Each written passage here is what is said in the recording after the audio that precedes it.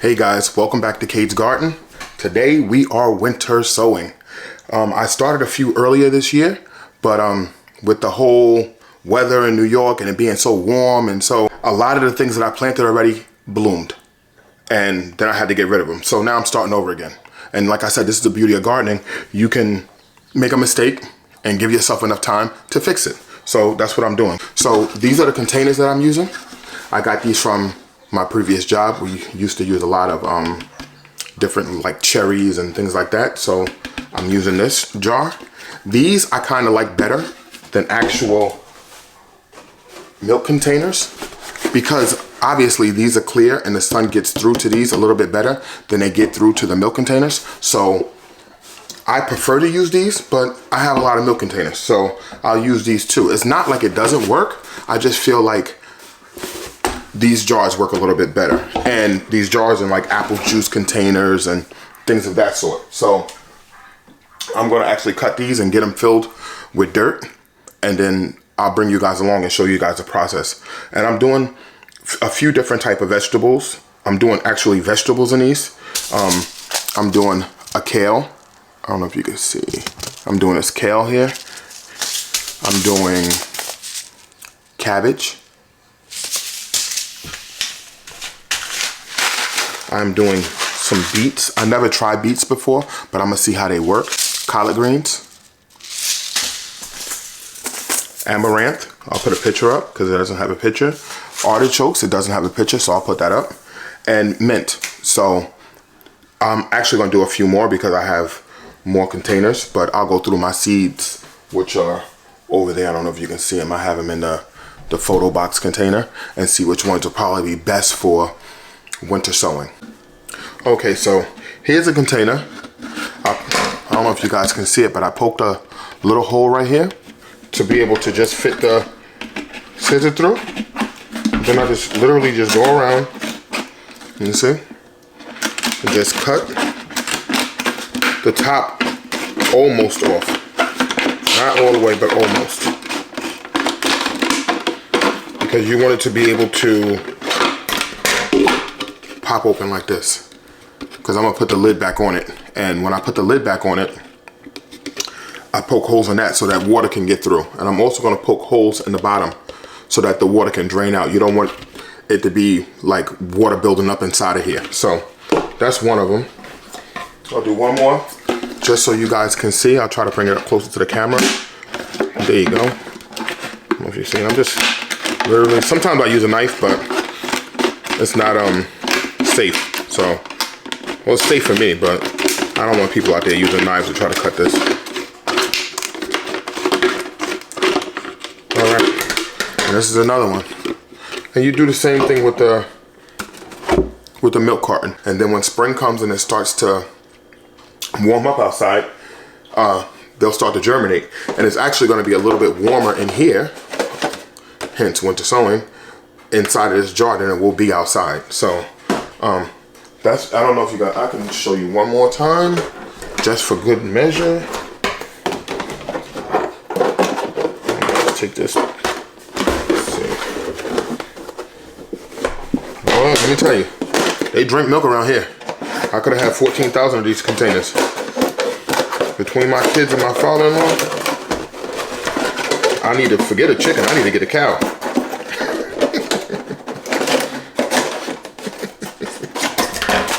You're funny. Huh? You're funny. Yeah. Between them, listen, this milk company staying in business strictly off of my family. Yeah. All right, we back. And we're actually going to be dumping some of this soil medium into these containers. And it gets messy, but that's why I can clean up. Put it on the sheet tray so it don't get all over the place. And actually this soil is dry. I didn't wet this soil, which might be a mistake or might not be a mistake, but it is what it is. Let me move these two. I'll get back to these. Yeah, so I don't know if you guys can see it, but yeah, here we go. All right, so I'm just adding the soil into here.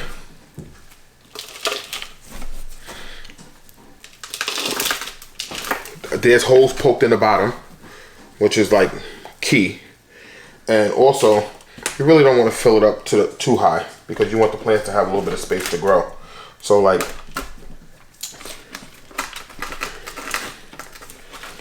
push it down a little bit. Now I just use regular potting soil for this, which has like little sticks and stuff like that. But then what I put on top of it is seed starting mix, so that I'm not wasting all my money on seed starting mix. I don't have the whole thing filled with it. So it's a little bit of potting soil on the bottom, the seeds, and then the seed starting mix. Where do you get the seed starting mix and soil again? I get it from the regular places, Home Depot, Lowe's. I got a regular hardware store in town that I go to, and I get it all from those places. So right now I'm gonna actually start the artichokes. I'm gonna put the artichokes actually in 2 other containers because I never grew artichokes before, but they're one of my favorite things to like actually eat. So I figure why not just grow them and see how they come out. So I'm gonna actually put a picture in the description for you guys to see. But yeah, I'm gonna start all of these artichoke seeds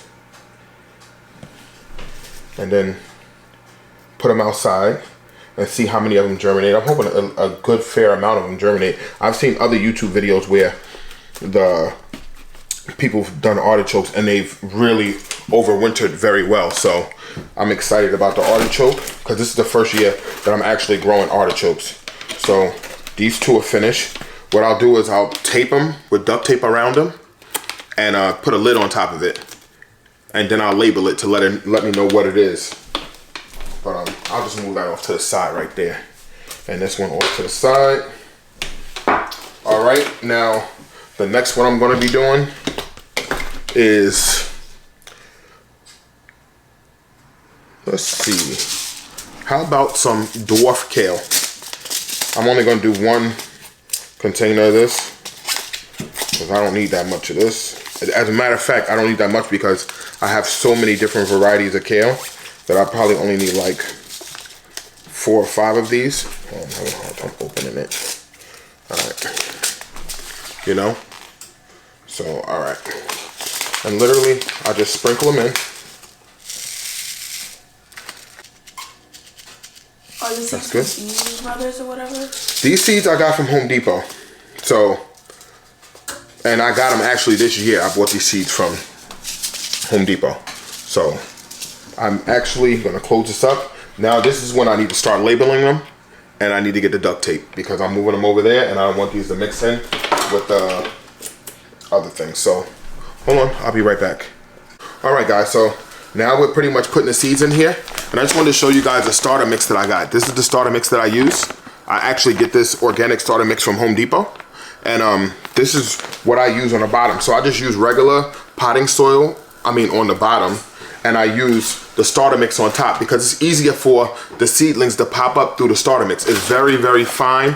It doesn't have any sticks or any of that stuff in it, so that's pretty much how I do it. So I put the cabbage in here just now, and I just come on top and might have to pause that, but put the cabbage on top. Put the cabbage on top, and literally just I get the tape and I wrap the tape around it.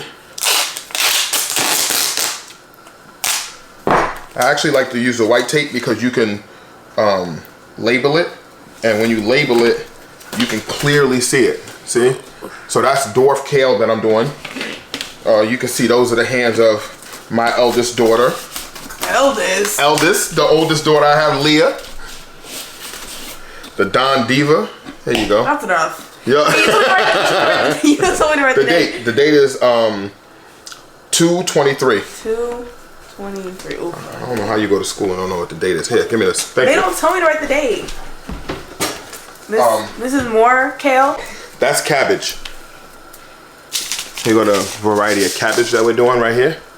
And like I said, you can hear in the package I have a ton of more seeds. So if this isn't successful, I'll just start it in my grow station downstairs in my basement. But these are the seeds that we're doing. And yeah, and this is just the process. Next I'm doing some mint. You know you gotta drink those mojitos in the summer. Let's keep it 100 now. All right. So, okay, kick that to the side. We're gonna throw some dirt in here, in the bottom, right? Or the topsoil. Push it down. Then I'll come through with some.